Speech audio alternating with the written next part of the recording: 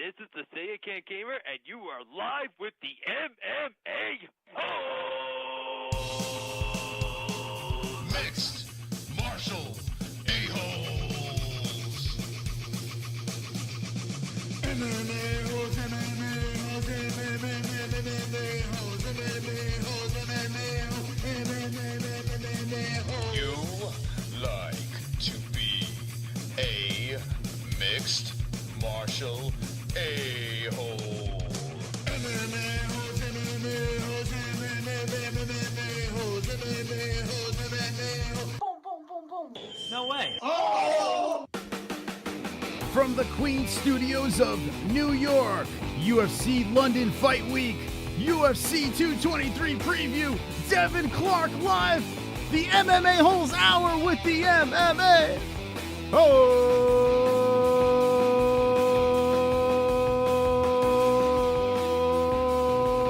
Yes!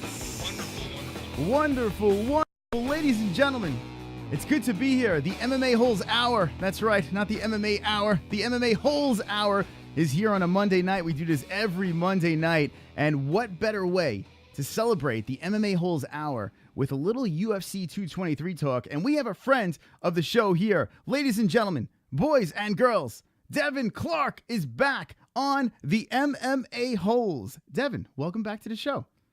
Hey, thanks for having me back on. All right. It's good to see you, man. It's good to see you. Now, we haven't gotten this. The last time I spoke to you, you were in freaking Poland, for God's sakes. I mean, Yeah. Jesus, Poland. Now, all right. As a whole, as an experience in Poland, you spoke about Fight Week and how that went down. Now, as a whole, looking back at Poland, what can you say about the country of Poland? Would you ever go back, or they can lick your balls? Oh, absolutely. It was a lot of fun. It was so much fun. It was good seeing a lot of history and all that stuff, and all the people were really nice. There's like no black people there, but that kind of made it cool at the same time. So everybody looked, they look at you a little different, but no racism though. They don't even know how to be racist, so they just look at you a little weird, but everybody was really nice. Yeah, everyone was really friendly over there. And you were saying, the last time you were on, you're like, there's just no black people walking around. It's kind of bizarre, but it seems like everyone was friendly, and that's good to go. Now, UFC, that fight over there. Now, this is an interesting fight. For the MMA Holes, we need to talk about this fight. Let's get this out of the way real quick. Now, Devin Clark was on a roll here. You were 8-1, right? You fight at 185. Okay, which is maybe a little bit controversial. I'm not sure. You were fighting at 205. I'm sorry. Forgive me. My first fight was 185. My debut fight, yeah. Now, maybe if we can backtrack for a second. We spoke about this a little bit last time, but we have a lot of new viewers this time. Now, Devin Clark fights out of Jackson Wink. Badass fighter over here on a tear. And then all of a sudden, he ran into this big Polish man at 205. Yeah. And the interesting part is 185, 205. We noticed that the switch back and forth. You said the last time that Dana White was wanting you to fight at 185, and then you didn't feel too comfortable over there. Maybe if you can explain that experience to the MMA Holes. Yeah, 185. I didn't feel like the cut was good for me. I walk around at like 230 pounds, or at least I do now. When I got signed to the UFC, I was walking around at like 210, and right after that, my last RFA fight, I bumped up. So that made the cut really hard. But yeah, and I like being big, man. I like to eat, and I like to be strong. I love lifting weights and all that stuff, and so yeah, that's why I thought 205 was a good choice for me, and I still do. Mm-hmm. So now, what are your thoughts on this whole weight cutting thing? A lot of people are saying they should add more weight classes and stuff like that. A lot of guys like almost kill themselves to get to these lower weights. Yeah. Like, what are your thoughts on that? Do you think guys should fight more close to their natural weight? Yeah, I think so. At the end of the day, you're going to get more out of it. You're going to be more explosive, more powerful. You can hold more muscle. A lot of these guys, they cut down and they make themselves sick. So, but a lot of the guys are used to it, so it works for them. But yeah, just not my cup of tea, of course. But I think, if they added a few weight classes, it wouldn't be bad. I don't know how the hell they do it, but that there's just, I don't know how that system would work. It'd be a lot of, no big deal. Okay, we're back in business. Thank you, OBS. Thank you. I like to go on rants when my equipment falls apart, but now we're good. We're not like Ariel Helwani where everything runs smooth. Things get a little crazy over here, but we're back in business. Scrapping in the beginning, the first round, You were very fast, light on your feet, and you looked like you felt very comfortable. Maybe if you could walk me through that first round, what was going through your mind and how you felt the round was going. You know, it was kind of a bizarre feeling. I don't know if it was the traveling, you know, first time out of the country. I really don't know, but I got in there and I felt like I didn't know how to fucking fight. Like there was a feeling that came over me, and so it was all, you know, just movement pretty much and reaction, and I didn't really have a game plan at that point. I was just fighting. So, but you know, we were on the cage a little bit, and then he started to throw his kicks in, those body kicks, and those hurt me a little bit. But and I did catch him. I caught him with a nice elbow and stuff, and was using my game. And then I don't know, coming out in that second round, it seemed like my legs were a little heavy. So I don't know if that was due to training, traveling, or what. But it kind of got the best of me. And he also caught me with like 2 really good shots with leg kicks from body kicks from southpaw, and they hurt me bad. So yeah, that's kind of how the first round went. And then the second round, I went for a shot and I didn't quite have my feet under me, and it led to him taking me down, which was the first time that's ever happened in my MMA career. So I ended up on my back and stuff, and got up, and he caught me with that goddamn choke that I had never experienced before. It was kind of a surreal choke, but he's a black belt and he did a really good job at it. Yeah, he's a number 11th ranked fighter over here. Very dangerous guy. And I don't know if you guys remember in the chat, Cerrone versus Till, which was a crazy fight. That was insane over there. This card was a fun card to watch, and it was an interesting submission, that guillotine, where a standing. Yeah. I mean, you don't really see it like that happen much. Now, I mean, listen, no one wants to get caught in something like that. What was going through your mind when this man grabs you like that? And you're like, oh fuck, now what do I do? Were you like, I didn't know what happened. Like, yeah. I panicked. I'd never been in that situation before. Because he didn't have legs in or anything, and usually I don't tap right away, and for whatever reason he caught me with it, and he put all of his weight into it, and he is a black belt, so he knows how to choke, and it took me off guard, and I did panic a little bit. So it was an experience. First time I experienced something like that. Sure. So I mean, now, was there any nerves? Like, I mean, main card. I mean, you got Darren Till versus Cerrone. Kovacevic was fighting on the card as well, and I mean, it was a nice card over here.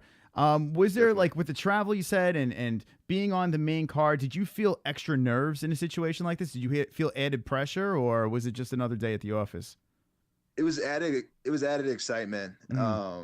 I got a little more excited than I usually do right before the fight. Even walking to the cage, it was a lot of fun. I was having fun walking to the cage once I got in there, and it was a little more excitement than I usually feel. So I don't know if I just got caught up in the moment. The crowd was big. They were loud. They were cheering for him.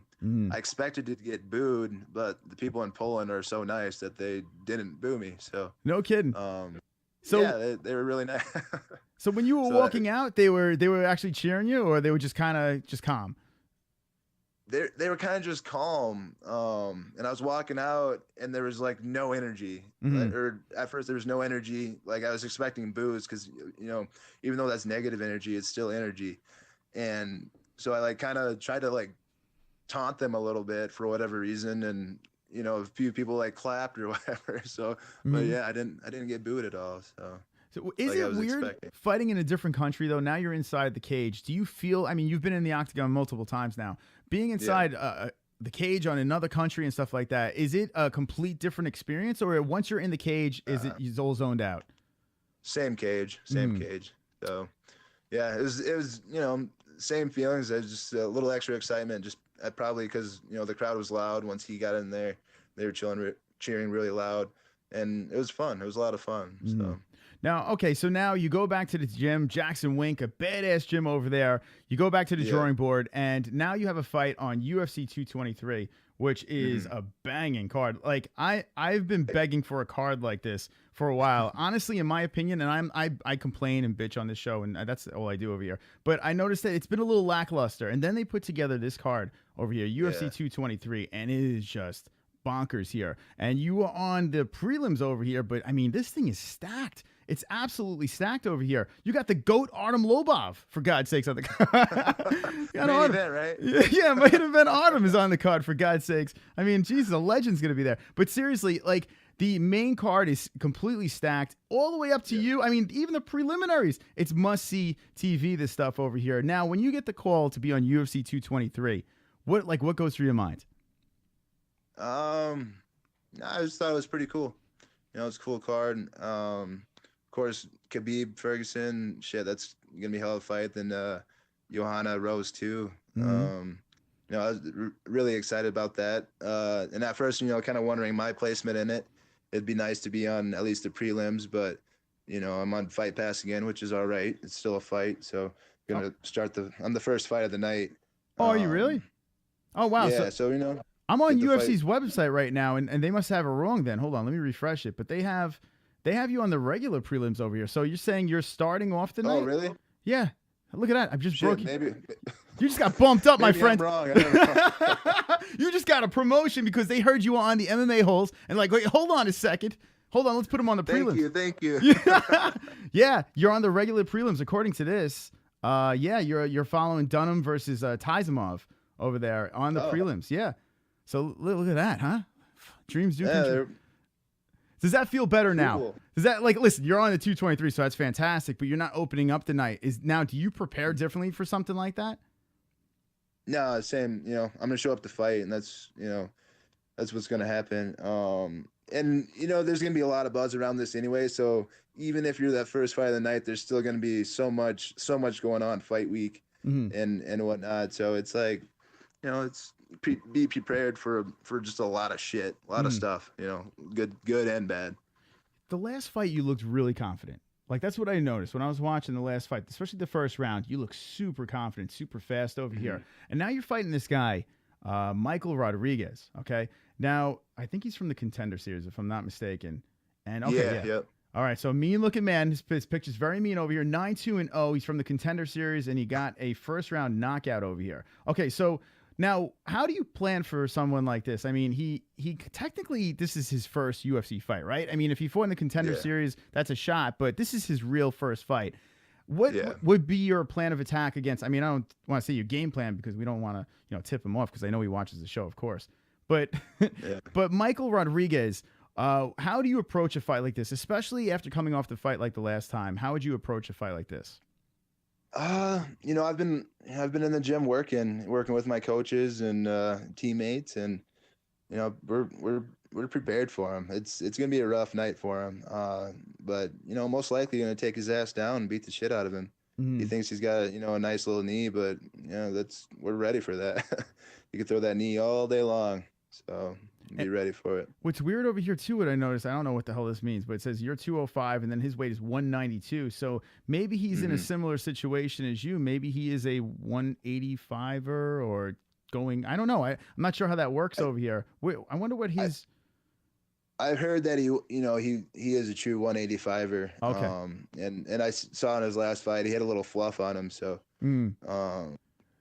yeah, he definitely probably shouldn't be in the 205, but. He is a big dude. He's a big dude. He's a tough guy, but yeah. So it's gonna be a good night. Are you saying he has bitch tits? Be honest. Oh yeah, I noticed that. Yeah, he's got titties. So you should be wearing a bro instead of a bra. Okay, so there we go. You don't see no titties over here. Yeah, he does have bitch tits. You're right. I see it. And I see a little bit of he has a muffin top as well. Look at this. It's ridiculous. Yeah. All right. So what can we what can we see against this guy Rodriguez here? Are you guaranteeing a finish here now? I mean, listen, it's time. It's time for Devin Clark to get that finish. I feel that. But what do you say here? I need to start my highlight reel for sure. But of course I want to finish, and I always try to go for a finish. Whether that happens or not, we'll see. But it'd be a good setup for a finish. Definitely. Whether it's on the ground or on the feet, I'm ready to take it wherever. I'm definitely prepared for this fight, and I think I got him figured out. I'm sure he thinks he has me figured out too, but I've got something for him. We're looking at your SureDog stats, and we're live with Devin Clark, the Brown Bear, fighting out of Jackson Wink, and he's on the UFC 223 card. And we just bumped him. We bumped him up to the preliminaries instead of the early prelims. Live on the MMA holes, we did that. Now, I mean, listen, you're 8-2 as a pro, for God's sakes. You have fantastic stats over here, and much respect to that. I noticed even earlier in your career over here, you have your knockouts, you have your submissions. I mean, you and your decisions are unanimous. So you're no slouch over here. This is actually, you're an actual real contender. I noticed on your Instagram as well, it says no longer a prospect. Now it's a contender. So now we're talking about the real deal right here. You're still young, you're still hungry, you're still strong, and you feel comfortable at your weight class over here. Yeah. UFC 223 is here. Okay, it's in a couple of weeks. Brooklyn, New York, okay? East Coast. What are the feelings going to be there? Like, I don't know if you train out of Jackson Wink. Where did you say you were from? You live in the West Coast or? South Dakota. Oh, South Dakota. Okay. So now Midwest. Coming over to the East Coast, Brooklyn, the Barclays Center. I've been there before. The place could get pretty rocking over there. I was there a couple of times. It get pretty rocking. For Maymac, I was there. I don't want to talk about that. That was ridiculous. But anyway, the press tour. What happened there? What the result you wanted? Oh, my God. We went to the press tour for Maymac, and I wanted to launch myself off the balcony. That was when he walked out with McGregor walked out with the fur coat and stuff like that. And I'm a McGregor. I mean, I got McGregor right over here. I'm a fan. But Jesus Christ, I wanted to off myself that night. But no, what are you going to do? Would you ever fight a boxer? Would you ever, like, switch from MMA? Yeah. Oh, yeah? Absolutely. I started boxing when I was like 6 years old before I started wrestling. So. Oh, okay. So I had a little bit of boxing experience when I was younger. And obviously now I have to do it. You know, I have to work my striking for MMA. So I'm comfortable striking. Mm-hmm. So yeah, I would definitely fight a boxer. Growing up, who was a big influence for you? Growing up, was it a boxer? Was it a mixed martial artist? I don't know. I was kind of really into football. So no, I guess no one really in particular.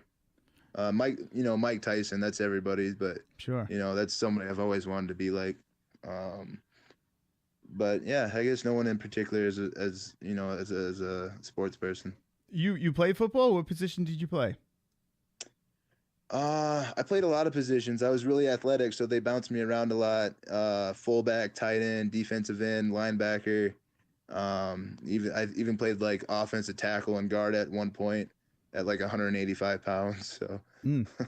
So now, okay, so you're playing football and then you're like, I want to kick some more ass. Is that what happened here? You're just like, screw this. This is not enough for me. I need to go a little further. Or how did it go with the mixed martial arts? I played football, and the team I was at a school. It wasn't a football team or a football school, and I didn't quite get.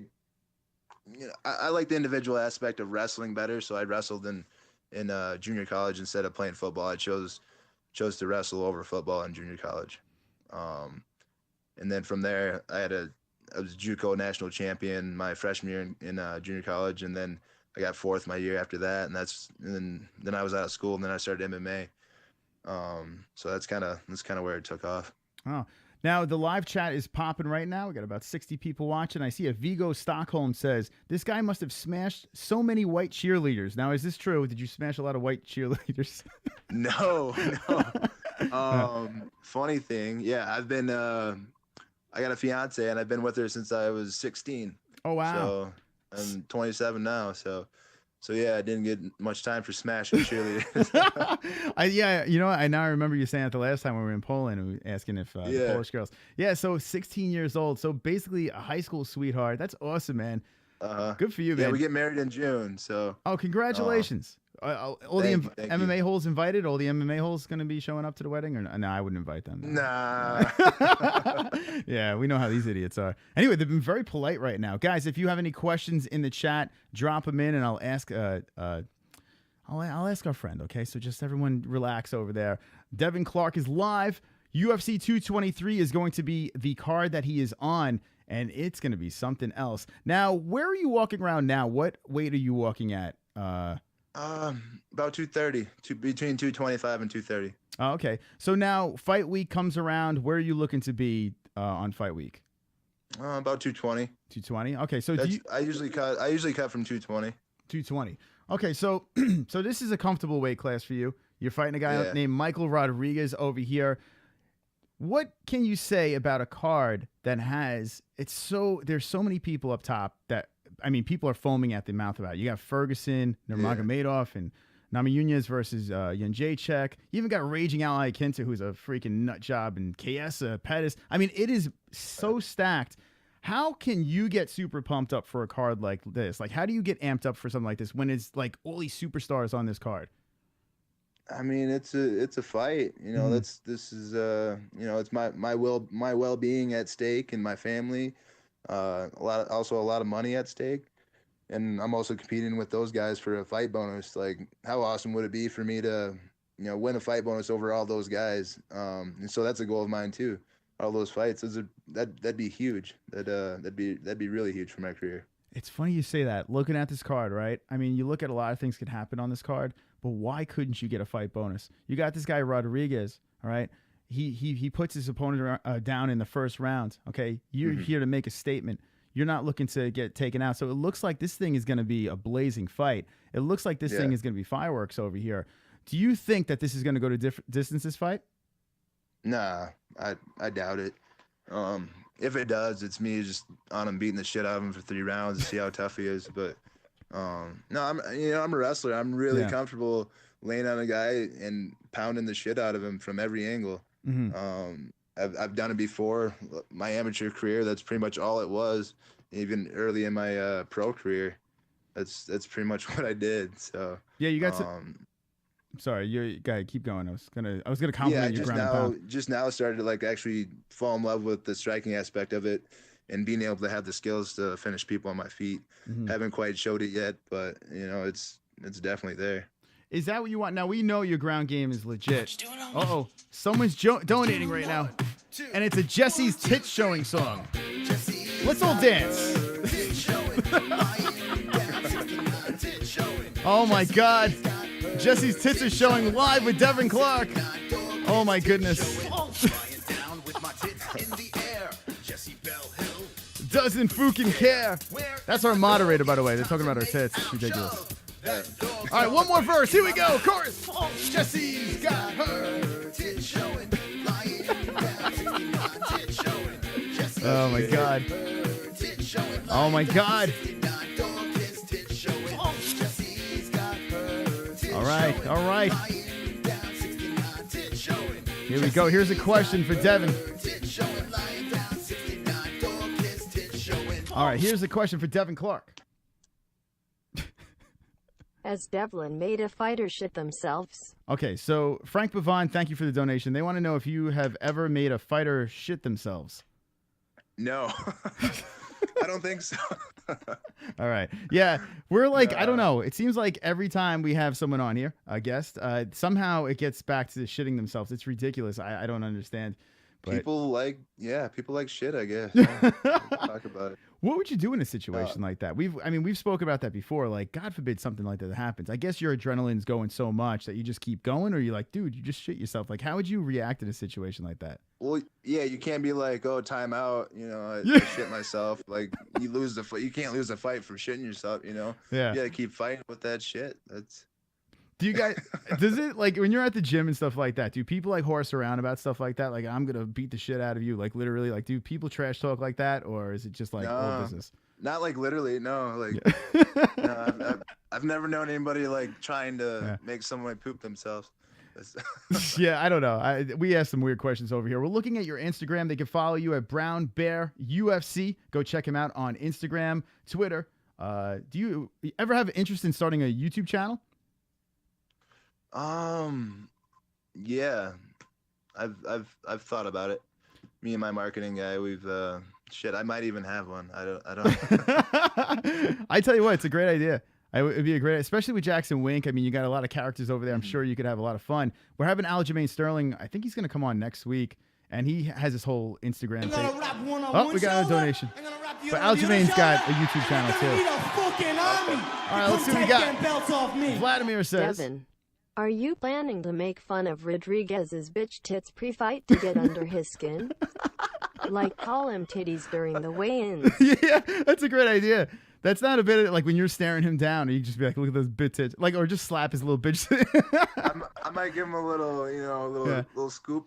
You gonna come check for breast cancer? All right, yeah. it's ridiculous. No, I'm gonna leave the man alone with his chest. Yeah. Uh, Well, what about trash talk? What about trash talk? Would you? I mean, the last time you said you're not a big trash talker, but like in a situation like this is a big fight over here on a big card. Would you want to make a statement with some trash talk, or are you gonna surprise everyone? I got a few tricks here that I'm gonna try out, but maybe not full out trash talk, but I've already confirmed that he's got titties, but that's probably gonna start a whole mess of shit. Fuck it. We'll see. I'm not one to back down either, though. You start talking to me, and it especially depends on what he's saying. There's some stuff that I feel very personal about too, that could piss me off. So has he spoken crap on Twitter or anything like that? Have you seen anything coming from? No. The only thing I saw was. Hold on a second. We got another coffee tip dance over here. Marky Wahoo coming in with a question for Devin Clark. All right, let's see what we got going on here. Thank you. Okay. Can you ask this finely tuned athletic machine to give the guy a titty twister and he weigh-ins? They want you to give him a titty twister at the weigh. Oh my god. Yeah. Well, now it wouldn't be a surprise. That'd have to be a surprise.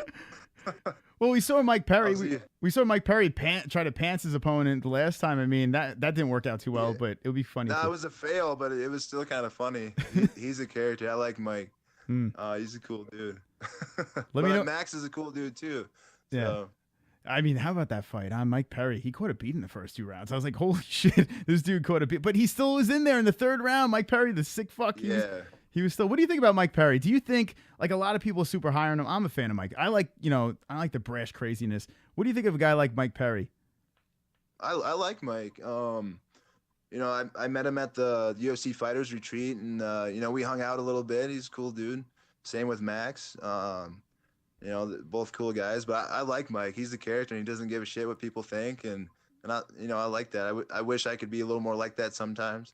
And obviously I'm not. But he just does his thing, and that's why people like him. That's why he's got a huge fan base. He just does his thing, does not care what people think, man. Mm-hmm. We're live with Devin Clark, the Brown Bear, fighting at UFC 223, and it's going to be a banging card over here. I want to know your thoughts on this whole UFC retreat. It looked like a fun time. They had the machine and everything. Oh, here we go. This is going to be some good stuff. Now, okay, is it all politics? Did they send you guys over there to try to brainwash you with this whole Reebok bullshit, or was this, like, what's going on here? Speak the truth. No, they just threw a big ass party pretty much, and then like they had plenty of like workshops, and gave us a lot of information on how to build our brand, how to market. Kobe Bryant was there, Michael Strahan was there, dude from Shark Tank was there. So they spent a lot of money on it. They treated us like kings. All the food we wanted, even booze. Like it was good. It was a good time. Did you see any of the shenanigans, like with Ally Quinta? I saw he was trying to start shit over there, and people were trying to call each other out and stuff like that. Were there like beef? Was there beef over there, or was it just everyone just kind of chill? Yeah, a little bit. I mean, just the 2 stories you heard about, and of course Cyborg punched that chick in the face, but I think she deserved it. But didn't Cyborg get arrested? Well, yeah, Angela Magana, I don't know, man. Yeah. I don't know what's up with that girl. I mean, I don't know. I haven't even seen her ever win in the UFC, and somehow she's still on the roster, and she's starting all this bullshit, and I don't know, maybe her social media's, I don't know what it is. I thought she got cut. Maybe she is cut. I don't know. Yeah, I think she got cut after that last fight. Horrific. But yeah, there wasn't too much stuff going on. What's his name? The little heathen. I saw him storm out of the concert. Him and Mike got into it, I think. Oh, Jeremy Stevens? Yeah. No kidding. Oh wait, was that with the girlfriend or some shit? Or what the hell was going on with that? He looked at Mike's girlfriend or something. Jesus. And then now Mike Perry they split. Him and his girlfriend are done. What the hell's going on there? He's slapping more ass and running around and stuff like. Oh well. he got a new girl. I guess. What are you gonna do? But it's pretty cool. They had like a little podcast or whatever together, and it seems like they're still friends. So, as long as they can make money together, that's cool. Listen, Devin Clark, I need to know, what do you think about Colby Covington? Oh, fuck Colby Covington. I fucking hate him. He's like, I've never said that about anybody publicly. He's the first. I do not like that guy. He just, I don't know. And I've heard he's a nice guy. So if he's a nice guy, that means he's fake as shit. To talk all that shit on people, all the Brazilians, just not a cool dude. Yeah, Colby Covington, I like trash talking. I'm a big fan of it, but I feel he's doing it wrong. I mean, he's getting exposure, but I don't know. It's so cringy, right? I don't know. And I feel if he wasn't doing it the way he is doing it, I mean, I feel that he might be getting a title shot or something like that. He's going after Woodley in a weird, bizarre way, and he's just calling out all the Brazilians. Yeah. It just doesn't seem... He's a decent fighter, and that's, but be a decent fighter, you talk your shit, but there's definitely a line there. Sure. And I think he's crossed it multiple times. Devin Clark live in the MMA holes, and Jackson Wink is where he trains. And check this out. Now I'm going to pull up your Instagram over here. I'm always big on going on Instagram. First of all, I got to talk about Diego Sanchez with when he had the I can't remember the kid's name, where he had the MMA fight. Shermanator. Yeah. Tell me about this Shermanator. Yeah, tell me about him. How did he come over to Jackson Wink and get all that stuff done over there? I'm not sure how Isaac got there. I think he just kind of, he showed up, and of course Jackson Wink's big on helping people with disabilities and stuff and letting them train adaptive MMA. So of course they let him train there, and Diego took him under his wing, and he still trains there. He just got a UFC tattoo the other day. I saw that. It's crazy. He looks like a funny dude. Like he looks like he's just loving life. Oh, he is. He he loves women. He's always happy. He's there to train. He gets at it after it in the gym. Now, okay, so here we go. We're going to go through your Instagram over here, and we see a lot of stuff. And right off the bat, we see the infamous John Jones hanging out here. But the video that you posted, the Throwback Thursday, let's talk about this. We see a little flexing going on. It looks like you guys are posing for the community over here. And can you explain what is going on right here? It looks like you guys, you win with the legs. Your thighs are way bigger, so I think you win that battle. But what is going on in this video over here? We had just got done training, having fun. It was, it was during his camp, and we got done training, just fucking around. Obviously I don't know how to pose at all. So we saw the mirror right there and went after it. Yeah, well, it looks like you guys are having a good time. It always looks like you guys are having a good time at Jackson Wink. It looks like you're running in the desert. You're just always together. It looks like a tight-knit family over there. And you guys got some killers over there. Cameron Ryder in the chat wanted to know if you ever trained with Alistair Overeem. I'm not sure if he's still with Jackson Wink, or I'm not. Yeah, I think he still does his camps here. I've never trained with him. Our camps just haven't been at the same time. But I think like he'll be here like a week while I'm here or something. I've played poker with him, but that's about it. I'll play poker with it. I hear behind the scenes he's actually a pretty funny dude, Alistair Overeem. Oh, hilarious, especially in a poker game. Yeah? Does he talk a lot of shit? Time. He talks a lot of shit while he's playing poker? Yeah. Yeah. All right. So now we got John Jones. Okay, John Jones, we don't know what's going on. I mean, you got one minute he's suspended. Now he might be coming back. Can you give us a little scoop? Is John Jones coming back to the UFC in 2018? Is he going to fight Brock Lesnar? Rematch? What are we going to see with John Jones? I have no idea. Everybody's hopeful. Hopefully they let him come back in 2018. But it's up to USADA and what they figure out or whatever, I guess. So, we don't dwell on that. We're about our training, and that's about it. Yeah. Now, the last time you were on, it was like in the peak of things. Things were going crazy over here, and God, it was wild. I didn't even know what to say. We had him on briefly for 2 seconds with Matt the Horror Fitzpatrick. Actually, the first time we met you. Now, what's up with this Matt the Horror Fitzpatrick? Now he's in LA running around chasing TMZ. And do you guys still talk? Not really. No. At one point, I was living with him. I think it was like 2 camps ago. But yeah, he moved to LA and he's doing his thing out there. I think he's trying to do movies and stuff like that, or music, something like that. So yeah. But yeah, I haven't heard from him for a while. He is a funny dude.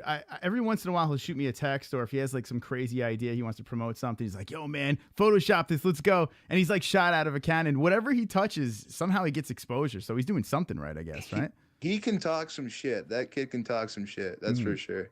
How does he talk his way into these situations? How does he, like with Jackson Wink and stuff like that? I mean, he pulled John Jones on here. I don't know how the fuck he did that, but how does he do this guy? It's amazing. I don't know. He's just, he's willing to put himself out there like that, I guess. And I don't know, that's what happens. There you go. All right. So now we don't know. We don't know what the deal is with John Jones. We're going to find out. And what do you think, in your heart of hearts, do you think he'll be back by the end of 2018? Do you think there will be a way where they work something out and bring John Jones back? I hope so. Yeah, that'd be great. If they clear him, that'd be awesome. So hopeful.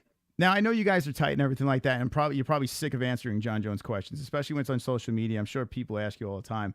But what do you think, if you had to tell somebody, like, it's hard for me because I don't know who John Jones is. I'm just here doing a radio show and having fun. Yeah. But I don't know him as a person. So we go by what we see in the media and stuff like that.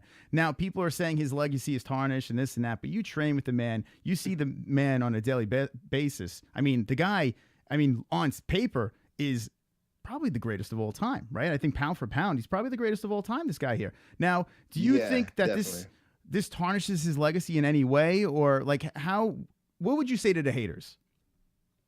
They really don't have any idea what someone like John has to go through. But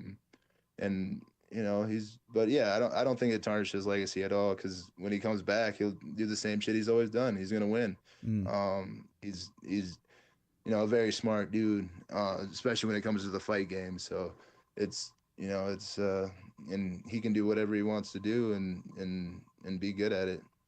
So, I don't think it tarnishes his legacy at all. There we go. Devin Clark is live with the MMA holes. I'm glad Devin came back over here. He has a huge fight, and I'm pumped up about this card, and I'm even more pumped up every time we have a friend of the show come on and we get to watch their fights live on the MMA holes. I get more and more excited. And, what is the excitement level now? Is this the biggest card you've ever been on, UFC 223? Yeah, definitely, for sure. So this is my first pay-per-view, or the first, I'm not on the pay-per-view portion, but the first, big event. So how does that work for a pay-per-view, like with the preliminaries and stuff like that? Do you guys get a little bit more of a boost? Is there more incentives? Does the UFC, or is it just the same as always? I think it's the same. As right now, as far as I know, it's the same. So yeah.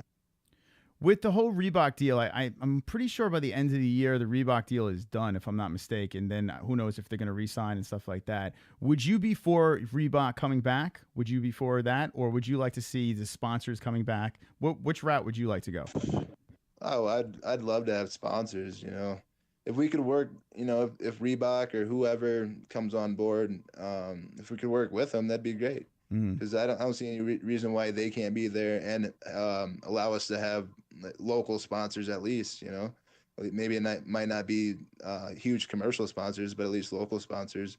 And that takes a lot of money out of people's pockets, or could put money in people's pockets. So yeah, it'd be pretty dope if we could have sponsors again.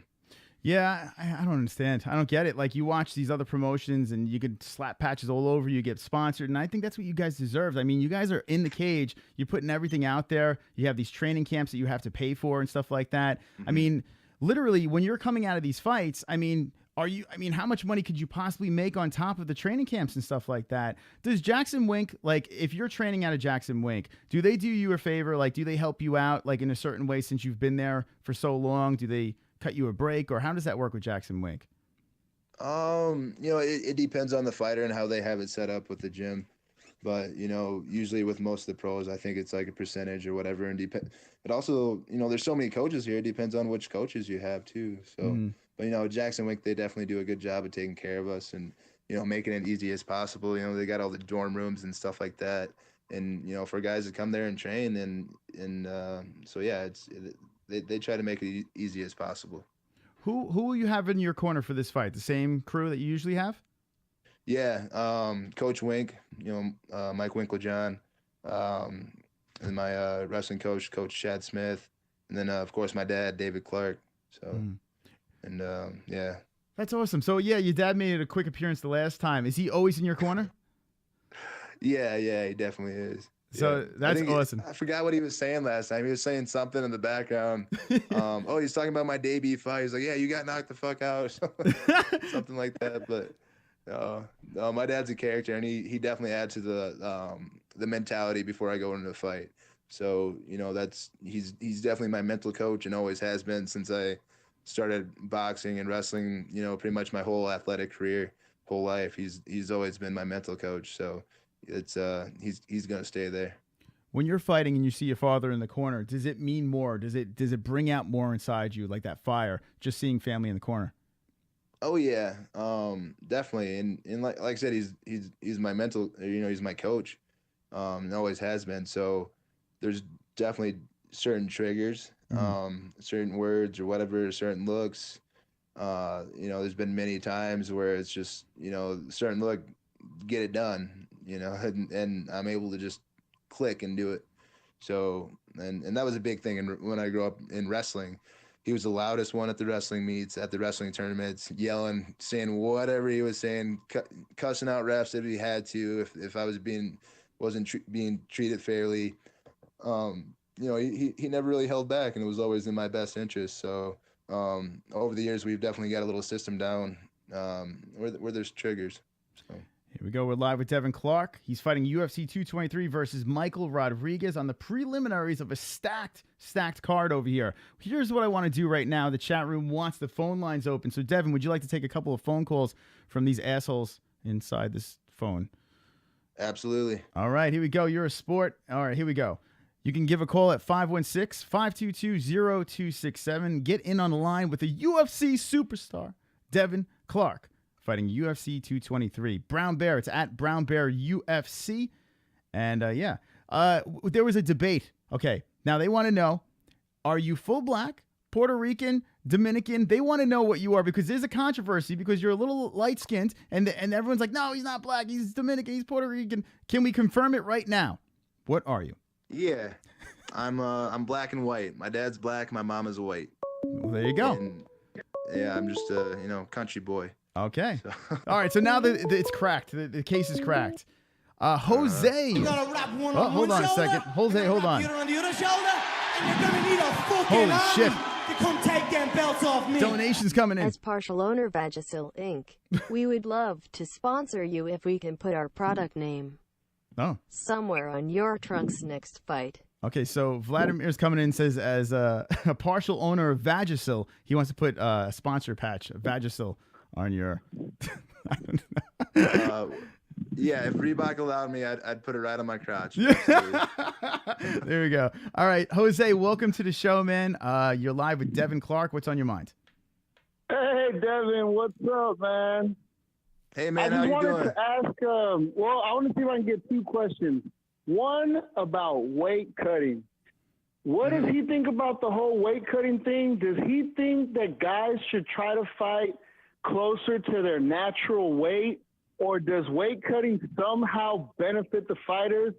And then the other thing I wanted to ask about, this is something I'm curious, because I've been in a fight or two back in the day, obviously not a fucking animal like he is out there in the cage and shit, but when you get into a fight in the cage, do you feel like you're in the fucking Matrix, like time just slows down and you can just see shit in slow motion coming at you? You just have like this awareness where it's like a sixth sense. I've always wondered about that. Peace. All right, thank Jose. All right, so you addressed the issue before. Floor is yours here.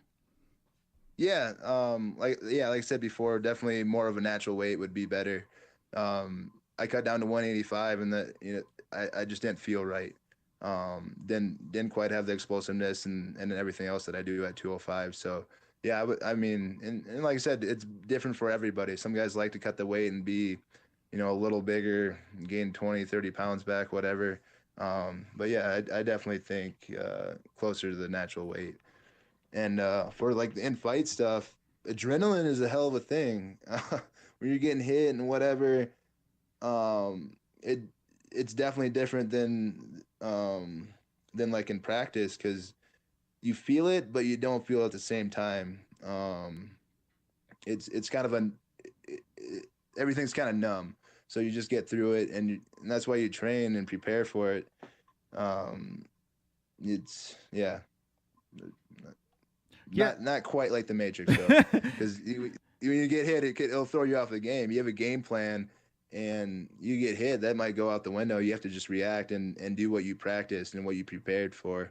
So it's, every fight's different. Some fights you do feel like you're in the Matrix and everything's going right. You're not getting hit much, and every angle that you choose to do is on point. And then in certain fights you get choked out, like I did in my last fight, and definitely didn't go the way I wanted. With the last fight, after the fight, is there still an after party? Like, I noticed that sometimes they'll go and they won't go. Like, after, you get a little depressed and this and that. Do you still go out and have a party, or how does it work? I usually don't go party too much, but I think in Poland we did go out a little bit. We got some food and stuff and drank a little bit at the bar downstairs at the hotel. But yeah, we went to a KFC in Poland. That was and there were so many drunk people in there, and it was a good time. And of course, a few people spoke English, but we were different. So, but yeah, I usually don't party too much, especially if my family's there. I'll just hang out with my family, because usually at that point I hadn't seen them in a while, because I'm always away at fight camp. So at least a month before my fight. Does KFC taste completely different in Poland? Is it the same thing? Yeah. Yeah, really? Yeah, it's different. It's different, yeah. Is it like real chicken over there rather than the chicken that's over here? Or is it better here than there? What do you prefer? I think the food over there is less like mass produced and a little bit better, but I don't remember what. I think it was like the breading was different about it. Mm-hmm. It didn't taste as greasy and as good as it does here in the States. So Well, there you go. Well, everything's better over here, right? Now I'm looking at I'm looking at your Instagram, and you're with Yana, who's fought Chris Cyborg the last fight over there. Now I had a lot of choice words over here because I have a big mouth, but in my opinion, and you can correct me if I'm wrong, but Yana looks like a complete badass. I mean, she's an Invicta champion. The girl can fight. But did you think she was in a little bit over her head against Chris Cyborg? I mean, Chris Cyborg is like this epic creature. Did you think that they kind of threw her into the wolves with this fight, or what were your honest opinions on this? Debut fight with the champion, that's pretty intense. So, and I think it was on 3 weeks notice. That's that's crazy. She's tough, and she did get a takedown on Cyborg, but Cyborg, is Cyborg.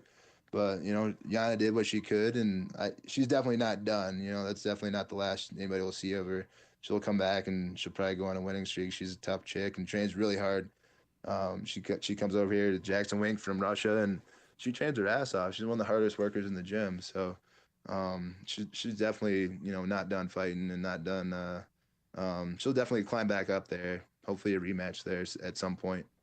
We're live with Devin Clark, and another question I want to ask too is Holly Holm, who trains with you guys as well, and she looks like a complete sweetheart. She went the distance with Chris Cyborg and had a fantastic game plan. We're trying to keep her tied up, and it looked like she had the right game plan, but it's Chris Cyborg again. She wants a rematch, Holly Holm, from what I hear, what I'm reading. Do you think that Holly Holm deserves a rematch against Chris Cyborg? Oh, absolutely. Yeah. I mean, she took her. I'm pretty sure it was a close fight. And Holly's really good and really good at making adjustments, and she's also a really hard worker. That girl works really hard. So I think she could definitely beat Cyborg. Does Holly Holm have the best ass in the gym? Be honest. I can't quite answer that. But okay. She does run a lot, and she stays in really good shape. Yeah. So, yeah. All right. We're going to take a couple more calls, and we're going to let Devin go. 516-522-0267. Getting on the lines with Devin Clark, who's fighting at UFC 223. It's going to be a crazy card, and I feel that this could be a good possibility of a fight of the night over here. That's what I'm predicting over here. All right, here we go. All right. Uh-oh. We have One-Eyed Billy on the MMA holes. One-Eyed Billy, what's going on? What's up, Chris? What's up, One-Eyed? I've had a really bad few weeks. I'm not even going to get into it, but it's probably the last time I'm going to call you for a while. But I got one thing to say, and it's really off topic. You ready? Yeah, I'm ready. Casual fan. I'm going to smack your goddamn face with my fucking cock. Okay, thank you. Thank you for the call. I tried to see if he had anything. He didn't have anything there. One more call. What did he say? He says that there's a person in chat called Casual Fan. That's his screen name. And he says he's going to slap him in the head with his cock. So there we go. There's beef there. Okay. Yeah, I don't even know. All right, 309. You're live with the MMA holes and Devin Clark. What's your name? Where are you from? Hi, my name is Nigger. Oh, Jesus Christ. Jesus Christ. What the fuck? All right. Yeah, so that happened. All right, Devin, That's hilarious. So this guy calls in every show, right, and drops the N-bomb every fucking show. He calls Really? Yeah, it's just I don't know what to say. I honestly don't even know what to say. Anyway, do you want to reply to that? Yeah, that's hilarious. And he does that every show, every fucking regardless show. of the person that's on there. It doesn't matter. It doesn't matter. We had technical issues on Friday. He called up, dropped the N-bomb. I don't know. We had Crazy Horse, who's known as Felony now, Charles Bennett. I don't know if you're familiar with him. Oh yeah. Yeah, lunatic. The guy's great, and every other word's the N-bomb and blah blah blah. And he was gold. He was absolutely gold, and I need to have him back. In fact, you need to subscribe to his YouTube channel. It is the funniest shit I've ever seen in my life. The dude is off his rocker. Great guy. Spoke to him off the air. Fantastic guy. He's hilarious. But no, I mean, him calling, that's just funny to me. I grew up in South Dakota, mostly white. You know, shit like that doesn't bother me. I think it's funny when people do that because, like, trying to get a rise out of people, I guess. But he could have came up with something better than that. Come on. That's pretty bad. You get a chance to talk to a UFC star over here, and that's what you do? Oh, who knows? All right, we're going to take one more call, and let's see if we can get a good one over here at 516-522-0267. Devin Clark is on with the MMA holes. Now, Devin, have you ever seen the MMA? Hold on a second. Whoa, Jesus Christ. They're calling in like crazy. All right, hold on a second. Whoa, hold on a second. Everything happened at one. We have a donation. All right, Frank Pavon. Good luck. Devlin strangled the fuck out of Rodrigo. Brilliant interview. All right, so there we go. Good luck, Devin. He's calling you Devlin. But he strangled the fook out of Rodrigo. Brilliant interview. So there you go. Frank Pavon loves it. So there you go. Hell yeah. Thank you. Frank Pavon's from Scotland, by the way. He's a Scotland viewer. Oh, nice. Yeah, real good dude over there. We had like 4 calls coming at the same time. We're going to take one more. See who can get through. Jesus Christ. I need a screener. I need a... Yeah. All right, here we go. Last call of the night, 475. You're live with Devin Clark. What's your name? Where are you from? Hey, Chris, this is Walmart Nate. Oh, my God. This is the best. So, Devin, we call him Walmart Nate Diaz. That's who's on the line right now. He can do, 1,200 push-ups in one shot? What is it? 1,250, 1,300. Wow, 1,300 push-ups in one. Yeah, it's amazing. Can you do 1,300 push-ups, Devin Clark? Hell no, I don't know anybody that can. But that's great if you can do that. That's insane. I just wanted to say hi to Devin Clark. It's awesome that Chris has a UFC fighter on the show. Great job, Chris. Thank you. Any questions for Devin? Yes, I was hoping because I'm going to the training. You remember I told you I was going to train Muay Thai and Jiu-Jitsu again. I got my tooth fixed. I got all my clothes ready to fight so I could become a fighter. I just need some advice on how to get a flat stomach and keep it flat. I'm a vegan now, and I do lots of upper body workouts, and I jog, but not enough, apparently. Okay, so he does a lot of push-ups, but he needs to flatten his stomach out. Thank you for the call, Walmart. Any other questions? Thank you. No, Chris, good to see you. Okay. Hi, everybody. All right. Thank you, Nate. All right. Man. So there you go. First of all, I would say eat some meat for sure. I've never really understood the vegan stuff, but I know meat's good for you and helps your muscles grow. I know that. So, but yeah, work out. I don't know if he can do that many push-ups. He should already have a flat stomach. He's the best. Walmart Nate is the best. He plays video games. He's a great guy. But last time we actually had him in a Google Hangout. He was missing a tooth. We don't even know where his tooth went. I don't know. Wow. Tooth fairy maybe. I don't know. But now I noticed that, listen, you're always in great shape. How important is protein, and how much protein do you intake a day? Like with your diet, is there X amount of numbers of protein that you pull in? Just whatever meat I eat. Usually, I don't know. I usually eat 20 some ounces of meat at least. I eat a lot of meat, and yeah, I don't really take any supplements, so it's all through my diet and all my workouts. So it's and I just work out a lot and make sure I'm healthy, keep my calories up enough so my muscles don't break down. Obviously the protein as well. A lot of burgers. So well, yeah, I mean, and like with supplements and stuff like this, with all the freaking crazy shit going on, I mean, you don't even know what to take anymore, right? It's like what can be taken?